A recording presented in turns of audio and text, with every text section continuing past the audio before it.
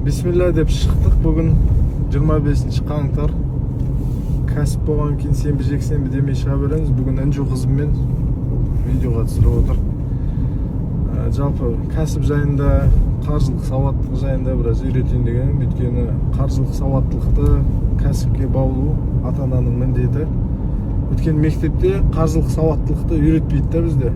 Одан кейін жастар өскеннен кейін жанұялы болады. Өзінің ақшасын қалай басқаруды білмейді да, ешкім үйретпеген. Мысалға, тапқан ақшаның бәрін құртпау керек, жинап бір жерге реинвестировать ету керек деген нәрселер білмегеннен кейін қаржылық проблемалар басталады да оларда. Сол үшін бала шағамызды қаржылық сауаттылыққа үйрету әр ата-ананың парызы. Өйткені қаржы ол адамның өмірінде үлкен рөл атқарады. Жетістікке жетуге сол қаржылық сауаттылықты бала шағаларыңызға үйретіңіз.